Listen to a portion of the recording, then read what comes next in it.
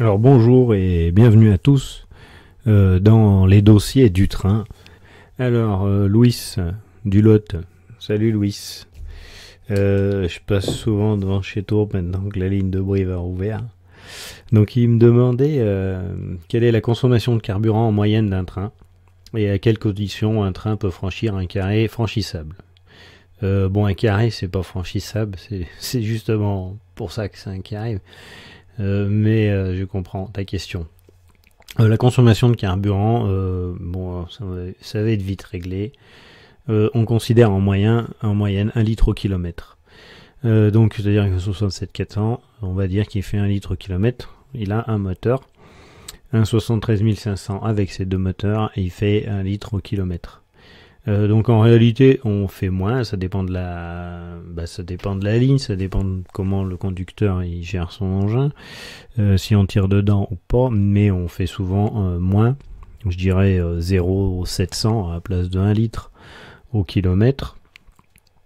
Par contre ça soulève quand même une réflexion, c'est prenons l'exemple d'un train avec 373 500, ça fait 6 moteurs qui vont consommer chacun 1 litre au kilomètre.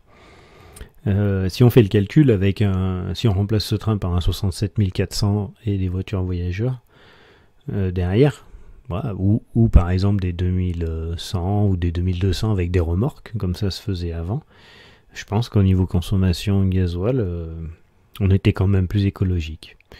Je sais pas ce que vous en pensez par rapport à ça. Voilà, c'est une réflexion que je me fais. Donc là ça a débattu du coup sur le sujet Bastien Balthazar, salut Bastien mon ami, qui demandait, et en électrique, un TGV à 320 d'instinct ça consomme énormément, plusieurs centaines d'ampères multipliés par plusieurs milliers de volts. Donc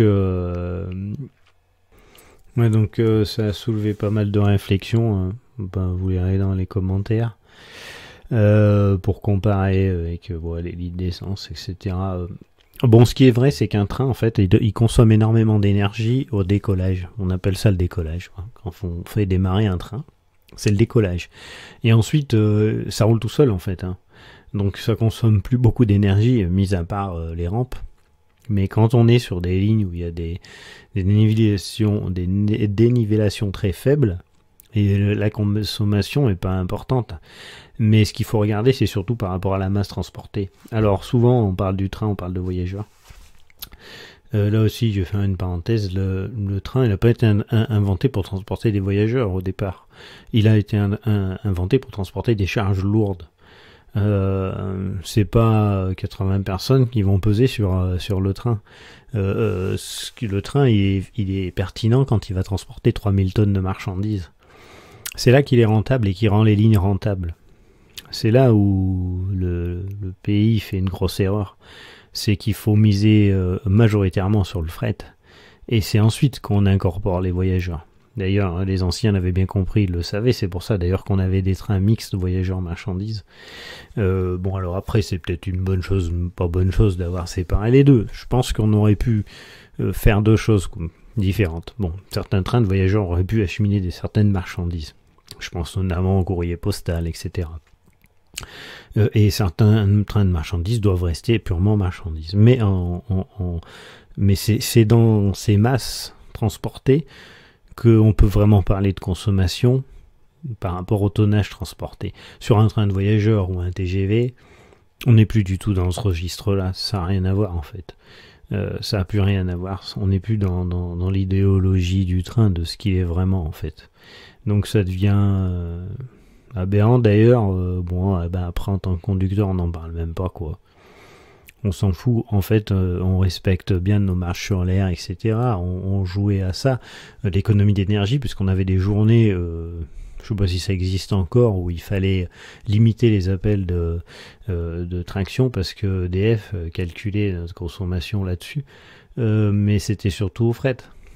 Voilà, on allait essayer de conserver l'élan pour remonter les rampes, éviter de tirer comme un âne en haut pour arriver à la vitesse maximale si derrière ça descendait et qu'on avait le temps de revenir, et qu'on pouvait faire ça en faisant l'heure, donc c'était pas la peine de taper dedans. Mais sur du petit transport de voyageurs, ça a pas de sens. On va dire que ça n'a pas de sens. Bon, Louis me demandait aussi le franchissement donc de carré, dans quelles conditions. Il faudrait que je retrouve, ah oui. Quelles conditions un train peut franchir un carré? Donc, un train, il peut franchir un carré que si on lui en donne l'ordre. À ce titre, il va avoir un bulletin. Alors, pourquoi franchir un carré?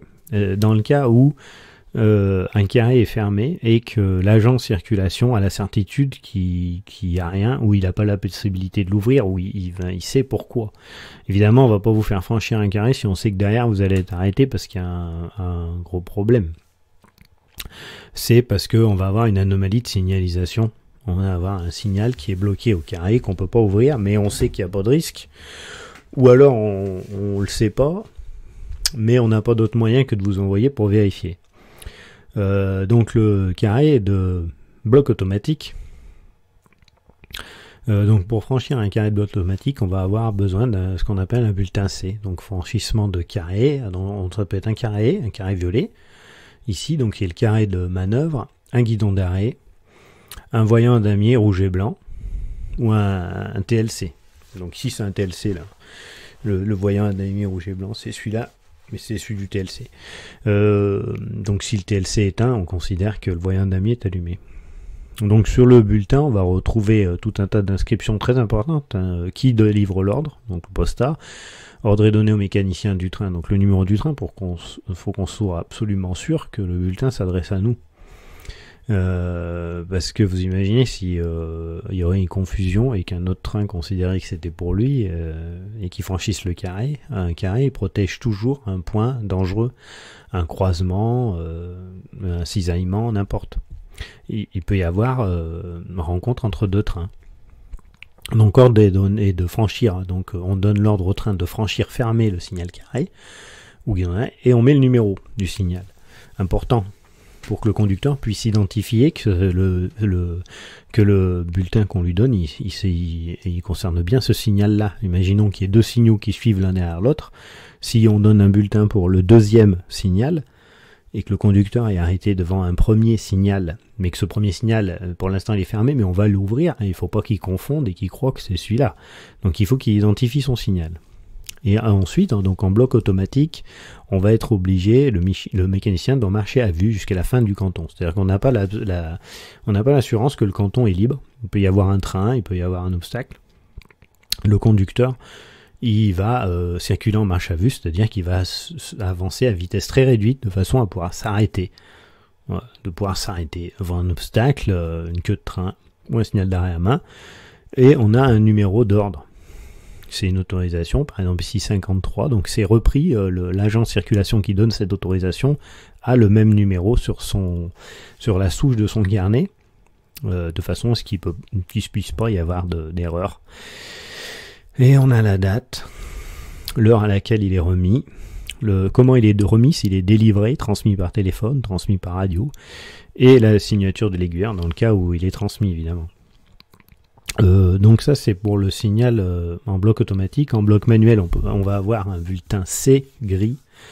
Donc c'est pas un bulletin CBA, c'est un bulletin C gris parce que en bloc manuel, comme c'est les hommes qui gèrent la circulation des trains, ils connaissent l'état de leur canton. Donc s'ils connaissent l'état du canton, ils sont sûrs qu'il n'y a rien dans le canton, mais que c'est le signal qui ne peut pas s'ouvrir, ils vont délivrer un bulletin C, c'est-à-dire que le conducteur, il est autorisé à franchir le signal et à reprendre sa vitesse normale après, sans dépasser 30 km/h sur les aiguilles, mais il peut reprendre sa vitesse normale parce qu'on a l'assurance que la voie est libre. Si on n'a pas l'assurance que la voie est libre, on va lui donner un bulletin C gris plus un bulletin MV, un bulletin de marche à vue. Je vais voir si j'en trouve un pour montrer.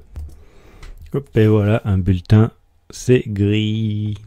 Donc le bulletin C, bloc automatique, c'est gris pour les blocs manuels. Ordre est donné au mécanicien du train de franchir fermer le signal carré ou le guidon d'arrêt. Donc pareil, le mécanicien doit par ailleurs agir comme si le rencontrait fermé, sinon si après, ça veut dire que si par exemple notre carré, sur le carré, on peut avoir un ralentissement 30, un ralentissement 60, bref, un autre signal qui à ce moment-là n'est pas présenté parce que c'est des signaux mécaniques, il ne peut pas les présenter, il va nous demander d'appliquer telle chose. Et là, Pour ce qui est important de comprendre, de voir, c'est qu'il n'y a pas la petite phrase « Le mécanicien doit marcher à vue jusqu'à la fin du canton qui suit ce signal ». Ben ici, non. Et une fois qu'il a franchi son signal, il peut repartir sans dépasser 30 km/h sur les appareils de voie, il peut reprendre sa marche normale. Puisque c'est du bloc manuel. Donc c'est des hommes qui sont derrière et ils savent qu'il n'y a pas de risque. Voilà, en espérant avoir répondu à ta question, Louis. On continue. Alors, c'est Dinozone. Dinozone, il me demandait une question de signalisation maintenant, puisqu'on y est. Je me suis toujours demandé pourquoi dans le feu vertical, rouge, orange ou vert, il y a parfois en haut, à droite, sur le même panneau, d'autres feux de même couleur. Et il y a également Michel Demeur, si je ne me trompe pas. Donc Michel, il me demandait comment fonctionne la signalisation. À savoir, alors, comment fonctionne réellement la signalisation? Donc j'ai fait des vidéos là-dessus, hein. C'est dans la circulation des trains. Donc il y a circulation des trains, partie 1, 2, 3. Donc là, je vous conseille d'aller voir là, Michel. Je vais vous répondre par rapport aux signaux. Donc la signalisation, elle fonctionne soit manuellement, soit électriquement. On va dire que c'est le grand principe. Donc ici, si ça vous intéresse, hop, vous avez un document pédagogique que vous trouverez sur Internet. C'est le document de l'EPSF. Donc l'EPSF, c'est l'établissement privé qui s'occupe de la sécurité ferroviaire maintenant qu'on n'est plus un établissement public et qu'on va avoir plusieurs entités ferroviaires qui peuvent venir. Il a fallu mettre en place une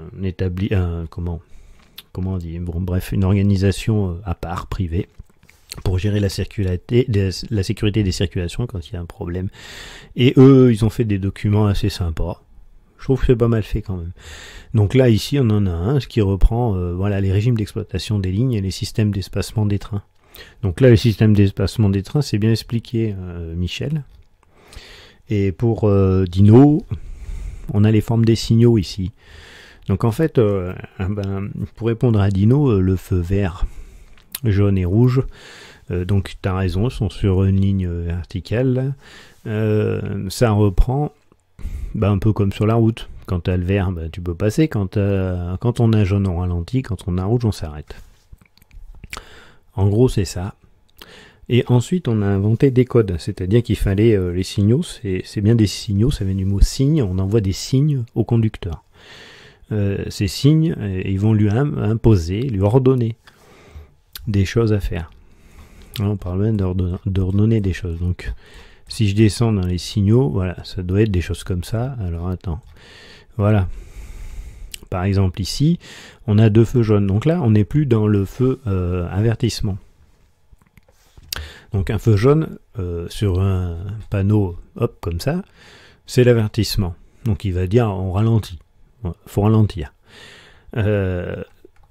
Quand on a deux feux jaunes l'un à côté de l'autre, c'est plus la même signification.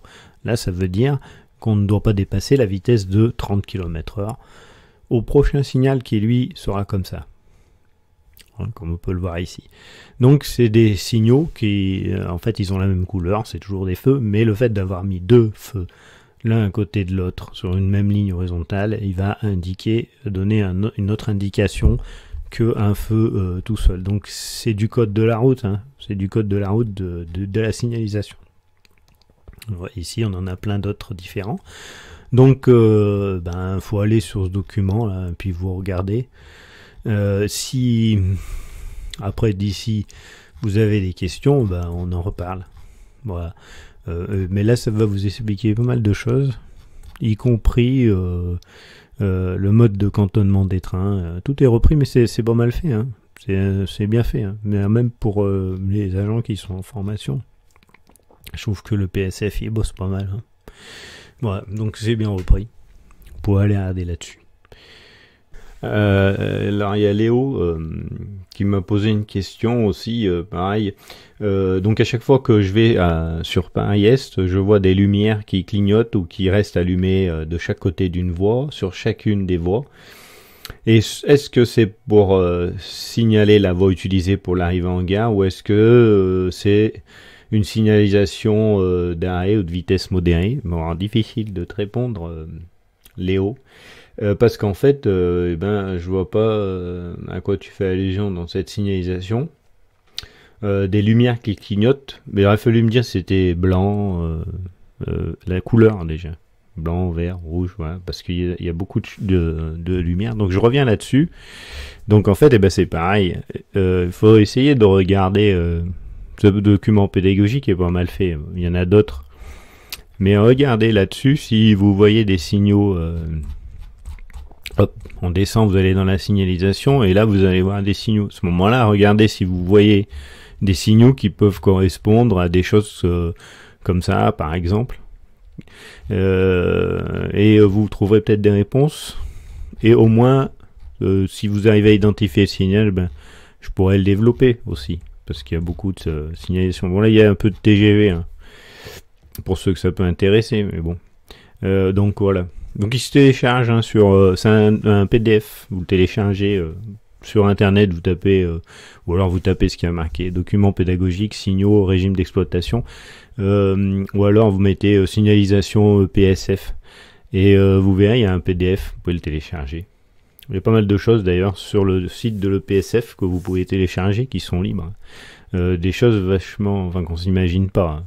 Par exemple, toutes les voies sont reprises, les courbes, si vous voulez connaître les courbes sur les lignes SNCF, quel est le rayon de toutes les courbes avec les rayons sont repris, des choses comme ça, quoi. Des trucs un peu pointus. Ouais, pour ça. Allez, hop, puisqu'on est dans la signalisation, on va continuer. Je vais remettre la vidéo. Hop. Donc c'est Yves D. Salut Yves. Donc Yves, il m'a posé des questions. Donc d'abord sur les carrés violets. Je retrouve la question exactement. Je pensais par exemple qu'on ne trouvait les carrés violets que sur les voies de service, mais je m'aperçois qu'il y en a aussi en pleine voie, par exemple en voie unique pour protéger une aiguille d'entrée en gare. Est-ce que j'ai loupé un truc? Donc c'est une bonne question, donc il faudrait revenir sur la vidéo que j'ai fait sur les carrés violets. J'ai fait une vidéo assez complète. Alors en fait les carrés violets c'est les carrés de manœuvre.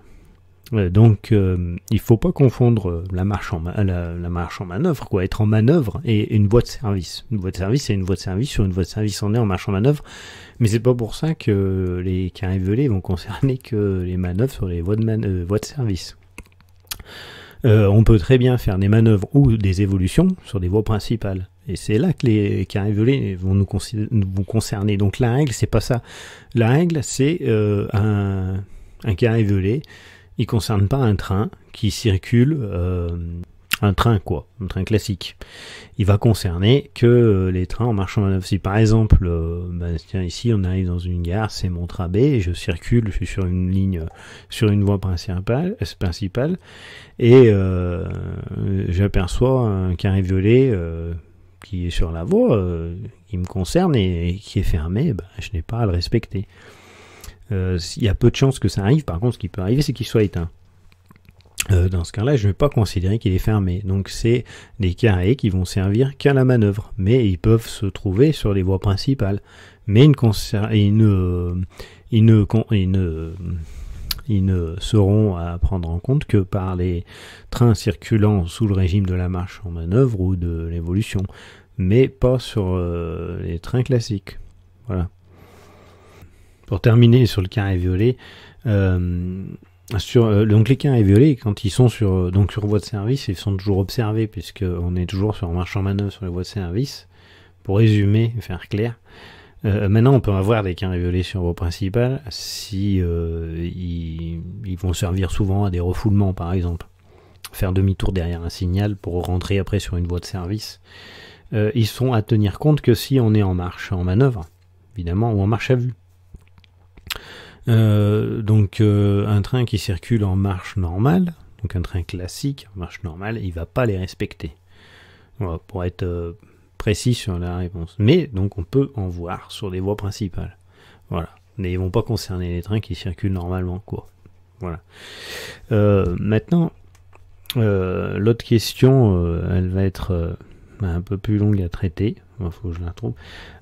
Pour les sectionnements, donc Yves m'écrit qu'en 25 000 volts alternatifs, il comprend pas pourquoi on a ouvré le disjoncteur, donc une pancarte qui ordonne au conducteur d'ouvrir le disjoncteur, puis baisser le panton, puis rêve, car les deux sections ne sont pas forcément sur la même phase. Non, il comprend pourquoi, pardon. On a ouvert le disjoncteur, puis baissé panton, puis rêve, car les deux sections ne sont pas forcément sur la même phase. Dans certains cas, surtout en 15 000 volts continu, j'ai vu ouvrir le disjoncteur, puis refermer le disjoncteur sur des sectionnements, mais sans le baisser panton. Pourtant, les sous-stations en courant continu ne devraient pas émettre les à-coups de tension. J'ai peut-être moi aussi loupé un truc, mais ça fait longtemps en plus que j'ai pas pratiqué. Enfin, je pratique encore pourtant, mais bon. Sous 1500 volts, on n'a pas d'ouverture de disjoncteur au niveau des sous-stats, puisque c'est du courant continu.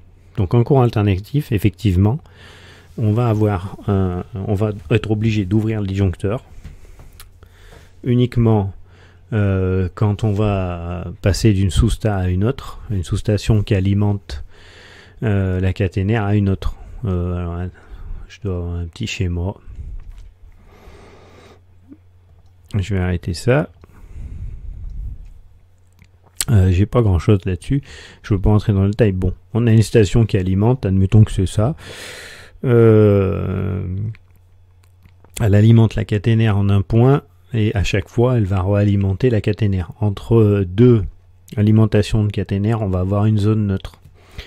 En fait, en 25 000 volts, donc en 25 000 volts alternatifs, effectivement, on a des phases différentes.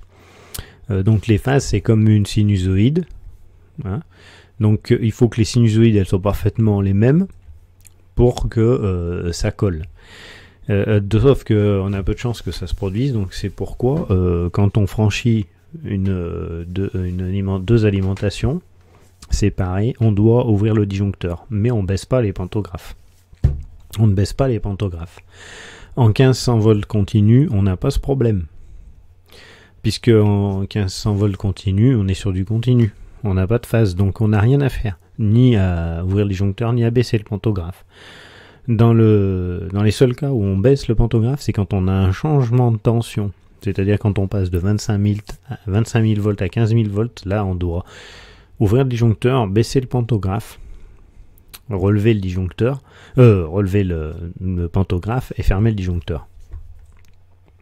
Donc en même temps, ça va me permettre de répondre à Elias M qui me demandait ce que c'était. Ouais, bonjour, que veut dire la pancarte rêve? Donc hop, je vais essayer de développer un peu plus ce truc. Donc voilà un sectionnement. Donc un sectionnement en 25 000 volts. On va avoir un changement de phase parce qu'on a des alimentations. En fait, on ne peut pas alimenter une caténaire, mettons sur 200 km, avec une seule batterie, avec une seule sous-station. Donc on a du courant EDF qui arrive dans une grosse...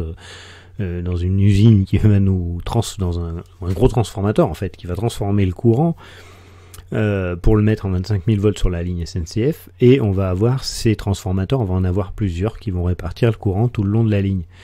Quand on va passer d'un transformateur à un autre, on est obligé de passer avec le disjoncteur ouvert pour éviter de ponter la section, c'est-à-dire avec le pantographe, faire passer le courant d'une section à une autre.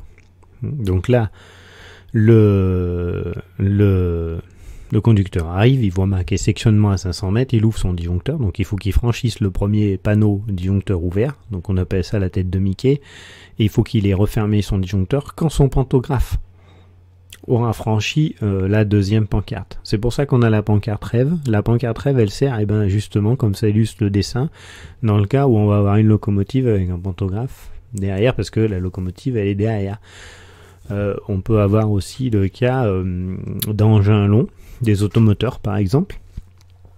Alors les automoteurs, il y a une particularité, on peut nous demander de baisser le pantographe avec des heures de ZNG justement. Ils le demandent pour les régiolis, sur les zones de sectionnement où normalement on devrait que ouvrir les disjoncteurs, parce que quand on est en UM, avec ces engins, quand on est en UM, on a deux pantographes, Et en fait, les deux pantographes, on va en avoir un ici, ils ont une distance qui est presque équivalente à la distance de la zone neutre ici, entre les deux phases. Et même si on ouvre le disjoncteur, il risque d'avoir un pontage, parce que les pantographes sont écartés d'une distance supérieure à la section de neutre. Donc les pantographes, ils risquent de ponter l'une à l'autre. Donc on va nous demander en plus de baisser les pantographes. Mais on n'a pas à baisser les pantographes, ni en 25 000 volts, ni en 15 000 volts. Normalement, on baisse le pantographe uniquement quand on change de courant, c'est-à-dire quand on passe de 1500 à 25 000 ou de 25 000 à 1500. Après, il peut y avoir des cas où on baisse le pantographe dans des cas très particuliers, ou des travaux, ou certains ouvrages d'art, etc., où il va y avoir une signalisation spécifique, ça peut arriver. Mais ça n'a rien à voir avec le courant, théoriquement. Maintenant, la SNCF est tellement variée, il va y avoir plein de cas. Mais disons que la règle générale, c'est celle-là. Hein, donc Yves, pour te répondre, voilà, donc c'est la règle générale. Donc normalement, attends, je retrouve ta question.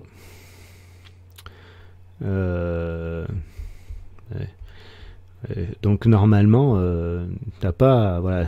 Donc normalement, dans certains cas, donc tu me dis surtout en 1500 volts, j'ai vu un ouvrir le disjoncteur puis refermer des DJ. Il n'y a pas à ouvrir le disjoncteur ni à fermer le DJ pour un changement de sous-station en 1500 volts. Hein. En 1500 volts, on fait rien. Donc c'est soit que le conducteur il passe de 1500 à 25 000, voilà. Voilà. Mais en 25 000 volts non plus, il n'y a que en 25 000 volts on ouvre le DJ, mais on baisse pas le pantographe. Voilà, en espérant avoir répondu à ta question. Pareil, vous pouvez poser des questions si vous voulez que je développe un peu plus le sujet, ou si vous avez observé des choses. À ce moment-là, j'étudierai la question pour vous répondre plus précisément, apporter d'autres réponses à ça. Voilà, c'est vrai que bon, je suis peut-être pas très bon sur le coup là. On verra. Voilà. Et allez, puisqu'on est dans le truc, je suis obligé de répondre à Bastien. Il y a eu une discussion aussi par rapport au retour de courant. Je sais pas si je vais la retrouver, cette discussion. Donc il demandait, parce que dans une vidéo, alors je sais plus dans laquelle, j'ai dit qu'effectivement il fallait sauter de la machine pour pas se faire électrocuter. En fait, c'est en cas de machine qui est derrière. Bon, la réponse a été donnée hein, par Aruna, là, une très bonne réponse, ce qu'il fallait dire. Donc en fait, je vais revenir juste un petit peu là-dessus.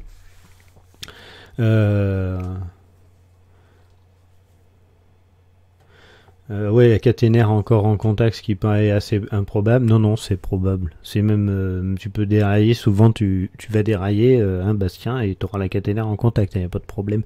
En fait, donc oui, le retour de courant s'effectue par le rail. Faut le savoir.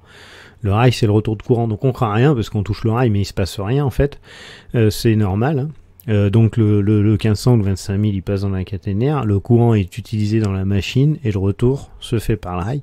Également il y a une différence de tension entre les deux fils de rail, hein, puisqu'on a des circuits de voie, donc il faut jamais toucher deux fils de rail. C'est difficile mais c'est possible et ça va pas faire du bien.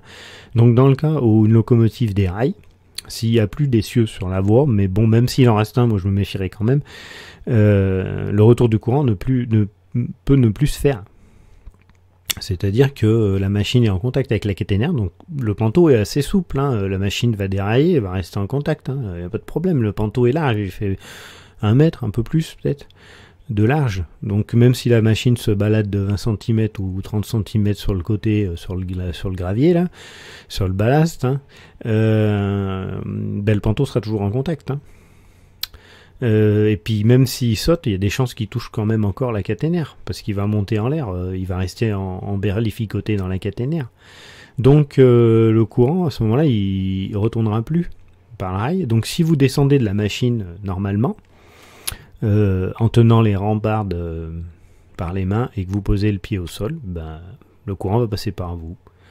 Voilà, parce qu'il n'y aura pas le choix, il faudra qu'il prenne un chemin, et c'est celui-là qui va prendre. Donc dans ce cas-là, on préconise de sauter de la machine. Donc ça, c'est un truc pour le conducteur en fait, hein, qui est le conducteur qui est c'est pour le conducteur qui conduit la locomotive en fait. Si on est derrière dans les voitures voyageurs, on manquera rien de toute façon.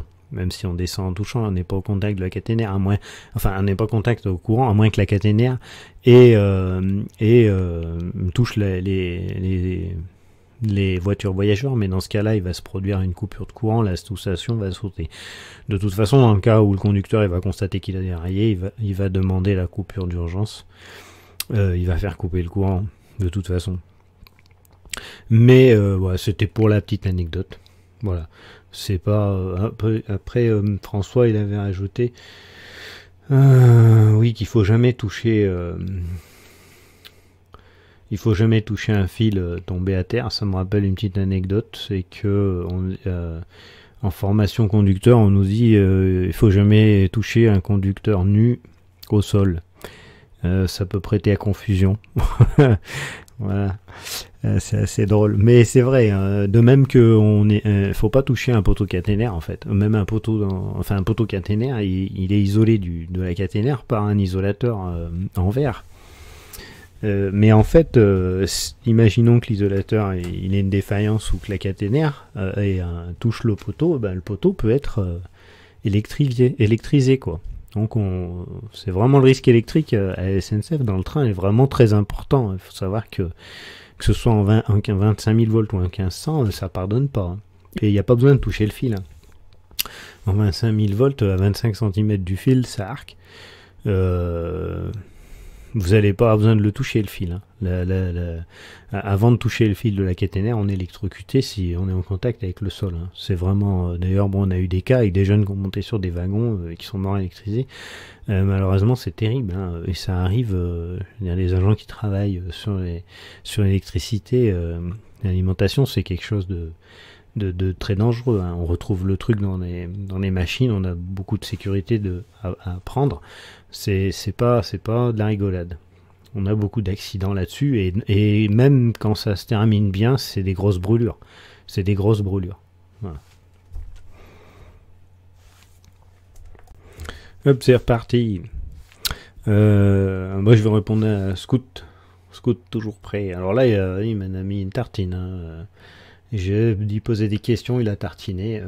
Alors, peut-on coupler un AGC de différentes tailles ou énergie, comme un AGC 3 voitures avec une 4 ou un diesel ou un bimode?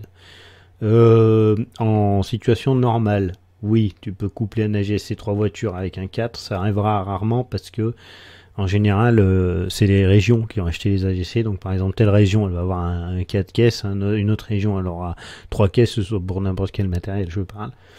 Donc tu auras rarement le cas. Tu peux pas coupler un diesel avec un bi. Ça marche pas, de tête, je le fais.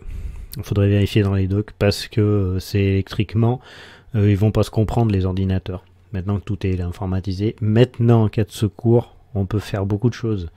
Si on a un collègue qui est en panne, on peut s'accrocher. Au pire, on va isoler les commutateurs électriques, mettre un en véhicule et on va tracter l'autre. Voilà. Mais en général, on le fera jamais. D'abord, même si c'était prévu, il y a peu de chances que ça marche. Déjà, on a vu avec les 73-500, dès qu'on les met en triplette, ça devient le bordel. Ça arrive moins en ce moment, mais on avait le cas systématiquement avant. C'est-à-dire que deux engins ensemble, ça allait bien. Dès qu'on mettait un troisième, ça commençait à merder. En fait, c'est l'informatique qui se comprend pas. Une question sur la durée de trajet. Quel facteur détermine la durée de trajet? Donc, par exemple, entre Neussargues et Saint-Flour. Bon, entre Neussargues et Saint-Flour, pour l'instant, la voie, elle est fermée. Alors, il faut compter entre 22 et 40 minutes pour un transport de voyageurs. Là, je vois pas parce qu'entre Neussargues et Saint-Flour, le seul train que je connais, c'est l'Aubrac. Et il fait le même temps tous les jours, puisqu'il y en a qu'un. Donc, peut-être qu'il y a une notion qui m'échappe. Mais maintenant, effectivement, on va avoir des trajets différents. Alors, pourquoi? Première des choses, nombre d'arrêts. C'est-à-dire que le trajet va être plus long si le train a plus d'arrêts, puisqu'on compte 1 minute minimum, à part en banlieue où ils ont des arrêts de 30 secondes, mais 1 minute minimum pour un arrêt, desservir une gare. Donc à chaque fois qu'on va rajouter, sans compter la décélération et la réaccélération, attention. Donc forcément ça va rajouter temps de trajet. Ensuite, on va avoir la marche du train. Comment la marche elle est tracée. Et effectivement, donc ça nous rapportera d'ailleurs à la question de Pierre Emmanuel. Donc effectivement, suivant comment la marche est tracée, on peut avoir des marches tracées très tendues ou d'autres détendues. Alors pourquoi par exemple on va avoir des trains en correspondance, on va détendre la marche parce que dans le cas où le train en amont est en retard, ça permettra de rattraper du retard. Donc la marche du train, c'est le temps qu'il met pour aller d'un point A à un point B. Hein. Et troisièmement, sur les lignes voies uniques, etc., comme on le voit ici là à l'écran, là, on va avoir des croisements. Donc s'il y a beaucoup de croisements, on va rallonger le temps de trajet, puisque ça peut prendre du temps sur des voies uniques. Ça peut être aussi sur de la double voie, s'il y a des cisaillements, pas forcément des croisements, mais je veux dire pas du face-à-face, quoi. Donc s'il y a beaucoup de circulation, on va rajouter aussi du temps. Donc là, je vais basculer, je reviendrai sur toi, Scout, hein, sur comment... donc le retard du train. Donc Pierre-Emmanuel, il me demandait jusqu'à combien on peut rattraper de retard. Donc je vais vous montrer une fiche train parce que sur l'informatique c'est un peu plus embêtant. Est-ce que je l'ai mis quelque part? Ouais, je vais couper le temps de retrouver ma fiche train. Hop, et voilà, j'ai retrouvé une fiche train. Belle fiche train d'époque, Aurillac, Saint-Denis, Pré-Martel, avec un bout. Donc voilà, hop, mon photocopie est pas terrible. Donc voilà comment c'est établi. Donc ici, le train, il part à 17h18. Il arrive à Saint-Denis, Pré-Martel à 18h30. Il repart à 18h32. C'est une gare d'arrêt général et un croisement.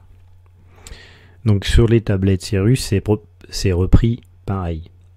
C'est juste que c'est électronique et c'est de bas en haut, c'est pour ça que moi j'aime pas. Donc ici on a les vitesses limites. Donc la vitesse limite, c'est en fonction du matériel. Donc par exemple, c'est la vitesse qu'on ne doit pas dépasser en fait. Mais ça ne reprend pas la vitesse sur le terrain. C'est-à-dire qu'on peut avoir des limitations plus basses sur le terrain. Mais c'est la vitesse maximum de la ligne à cet endroit. Donc par exemple au départ d'Aurillac on est à 100 jusqu'à Viescamp sous Jalès. Ensuite il y a un petit bout à 55 là, mais bon faut pas en tenir compte, c'est un changement de kilométrage parce qu'on change de ligne, alors que d'Aurillac à Viescamp c'est la ligne qui fait Aurillac-Figeac et à Viescamp on bascule. Donc ensuite on a 75 km/h, donc vous voyez il y a les points kilométriques du 698.3 au 688.2, donc jusqu'à la Roquebrune on est à 75, ensuite on est à 70, et c'est marrant parce que là on roule plus qu'à 55 depuis que la voie est toute pourrie, et c'est marrant de voir qu'on mettait pas longtemps avant. Donc jusqu'à la Mativi, donc 70, à partir de la Mativi 75, etc. Donc ça c'est la colonne de vitesse maximum. Ici on a les kilomètres, et ici on a la vitesse de référence, c'est-à-dire c'est la vitesse qu'il faut respecter pour arriver à l'heure. C'est-à-dire là on part d'Aurillac à 100 km, on se lance tout de suite à 100 km/h, VL, vitesse limite. Au PK 298, donc après avoir parcouru 4 km, on se met en marche sur l'air, on coupe la traction, on laisse rouler le train tout seul. En faisant ça, on passe e-track, donc une petite gare où on s'arrête pas, à 17h23, le plus ça veut dire 30 secondes. Donc 17h23 et 30 secondes, c'est précis. Hein. Ça veut dire que déjà là, la vitesse elle va baisser, donc il faut savoir que au départ d'Aurillac ça descend, donc c'est pour ça qu'ils nous disent de mettre sur marche sur l'air. Donc ensuite on continue, arrivé au PK 289.9, il faut qu'on soit à 75 km/h jusqu'à Viescamp. Si on respecte tout ça, on arrive pile poil à 17h30 à Viescamp. On n'a pas d'arrêt, hein. C'est juste une horaire de passage. Et là ici on a une colonne, et on voit un... Ça veut dire que si on roule à 100 à l'heure tout le long jusqu'à Viescamp, sans respecter les vitesses de référence, la marche sur l'air, etc., on gagne 1 minute. Voilà le temps qu'on peut gagner. Si la SNCF elle veut qu'on mette moins de temps pour aller d'Aurillac à Brive en passant là par Saint-Denis, d'Aurillac à Saint-Denis, si elle veut qu'on mette moins de temps, elle trace ici cette vitesse de référence à 100 km/h et elle enlève 2 minutes. Et à la place de passer à Viescamp à 17h30, on passe à 17h29. Et on aura une marche qu'on appelle une marche tendue. Donc, plus on va avoir des minutes ici qu'on peut rattraper, et plus on va dire que la marche elle est détendue. en fait. Donc ici on continue, Viescans où je laisse le petit bout 55, ça vous en tenez pas compte, ça compte pas. Donc vitesse limite 60, donc à Viescans on passe à 75, 693 ping, on se met à 75, donc on roule vitesse limite jusqu'à ce PK. Là ici on se laisse rouler, marche sur l'air, marche sur l'air, marche sur l'air, on arrive à la Roquebrou à 39 et on gagne encore 1 minute. Donc si je roule à 75 km/h tout l'heure, que je fais pas cette marche sur l'air, je consomme un peu plus de carburant, on revient à ce qu'on disait tout à l'heure, mais je gagne 1 minute. Donc déjà, entre Aurillac et la Roquebrou, je peux gagner 2 minutes. Après, on peut encore gratter du temps sur l'accélération, si on accélère plein pot, et sur le freinage, évidemment, si on freine comme des sagouins arrivés dans les gares. Donc après, ça dépend des mécanos. Mais en général, pour 1 minute, on joue pas non plus, et surtout pas sur des freinages. Hein, voilà. Donc ici, on voit à 70 entre la Roquebrou, admettons, on prend entre la Roquebrou et la Mativie, on est à 70 km/h, vitesse limite, marche sur l'air. On a une petite marche sur l'air, mais en fait, ça descend. Vitesse limite, là, on voit que la marche elle est tendue, il n'y a rien à gagner. Donc, en roulant à 70, on va arriver à la Mativie à l'heure. Si on a du retard, on gagnera rien ici. Entre la Mativie et la Val de Serre, pareil, la marche elle est 75 km/h, elle est tracée à 74. Donc vous voyez, quand je parlais tout à l'heure de rigueur, c'est ça la rigueur, la SNCF, c'est 1 km/h, c'est 1 km/h. Je dirais que dans les trains c'est comme ça, parce que même quand les compagnies étaient privées, ça a toujours été. Hein. L'heure, les chiffres, la vitesse, l'horaire, c'est vraiment quelque chose, pour être au plus juste, ben, il faut vraiment respecter, quoi. Donc ensuite, entre la Val de Serre et Bretenoux, VL, on gagne rien non plus. Après, on arrive à gagner 1 minute ici. Donc voilà, c'est une marche assez tendue. On va avoir des marches moins tendues. Donc voilà ce que c'est. Voilà les. Pour répondre à Pierre-Emmanuel, la marche qu'on a pour attraper les retards. Donc plus les lignes, elles ont c'est des grandes lignes. Voilà, c'est une petite ligne, hein, c'est des petites lignes du Cantal, on roule doucement. Si on prend des grandes lignes comme sur du Clermont-Paris, du Lyon-Marseille, on va avoir des marches beaucoup plus détendues. Et on peut rattraper beaucoup plus de temps, puisqu'on roule beaucoup plus vite. Déjà, il faut savoir, sur des Clermont-Paris, les marches sont tracées à 200 et à 160, ils font l'heure. Heureusement d'ailleurs, parce que souvent, vu le nombre de problèmes qu'ils ont sur les machines et qu'elles sont presque jamais aptes à rouler à 200, heureusement qu'ils font l'heure à 160, parce que sinon ils seraient toujours en retard. Mais ils sont quand même souvent en retard parce qu'il y a toujours des problèmes. Par contre, un truc à relever aussi qui est marrant, mais il faut bien se rendre compte que sur plus une ligne, on roule vite plus sur une ligne, et plus dès qu'il arrive une merde, le retard il est important. Forcément, parce que on perd plus de temps en fait, du fait que le train il en met moins, quoi. Voilà, puisqu'il roule plus vite. Donc par exemple sur une ligne, mettons on rend un Paris-Marseille ou un Paris-Lyon, même si admettons le mec il met 2 heures pour faire ses 500 bornes, si jamais la vitesse elle tombe à 160 parce qu'il y a de la glace, et ben tout de suite le temps de trajet il va doubler. Ça va faire tiquer, quoi. Alors que chez nous, c'est finalement moins important, mais ça arrive plus souvent.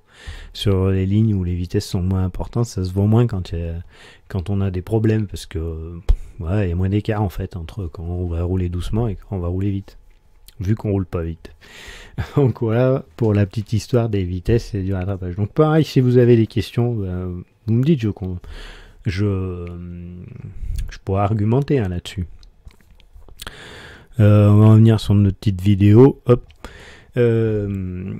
Donc Scoot il me demandait aussi combien réduisez-vous la vitesse par temps de neige? 0. On ralentit pas notre vitesse par temps de neige, on roule plein pot. Quand on ralentit, c'est parce que le train il en veut pas, parce qu'on peut plus éjecter la neige ou qu'elle est trop haute, mais on coupe pas. C'est le principe du train, c'est-à-dire qu'au train on roule pas en marche à vue. Par exemple, le brouillard, on peut arriver à être obligé de réduire notre vitesse sur le brouillard dans le cas où on va pas voir arriver les gares où on doit s'arrêter pour desservir les voyageurs, etc. Donc on va ralentir en amont des gares.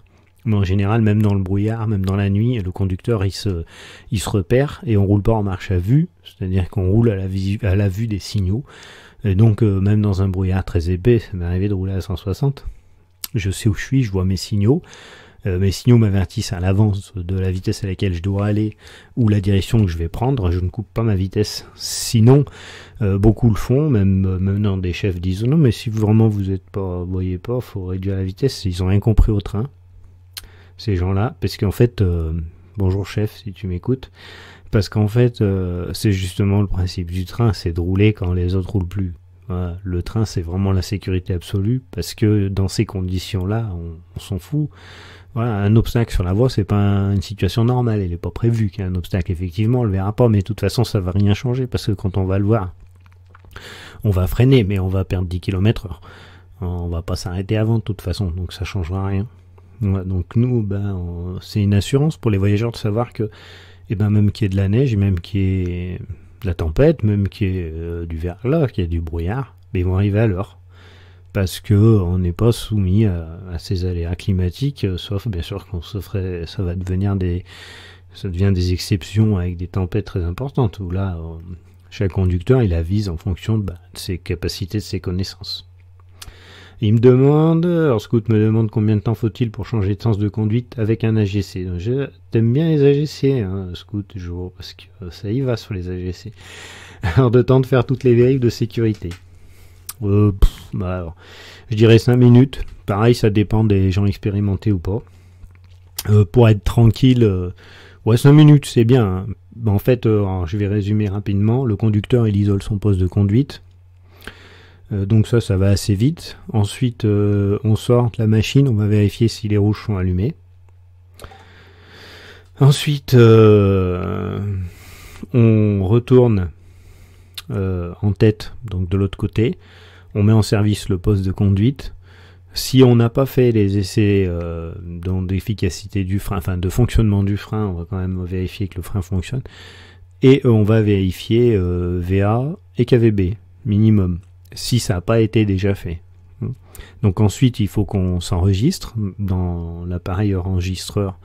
Donc c'est un clavier où on va mettre notre matricule, le point de départ, point d'arrivée, etc. C'est comme le disque dans les camions, c'est une bande enregistreuse. Maintenant c'est une cassette ATES en fait, une cassette électronique qui va tout enregistrer ce qu'on fait, et il faut s'identifier pour savoir quel est le conducteur, sur quel train, etc. Et rentrer également le SIV, le service information voyageur, pour avoir les gares qui défilent, allumer le poste radio. Voilà en gros ce qu'il faut effectuer avant de changer de bout et mettre en place ces appareils. Ouais, je dis 5 minutes, c'est vraiment un minimum, hein, parce qu'après ça fait quand même courir 5 minutes, c'est vraiment un minimum pour quelqu'un déjà qui connaît bien son truc. Hein.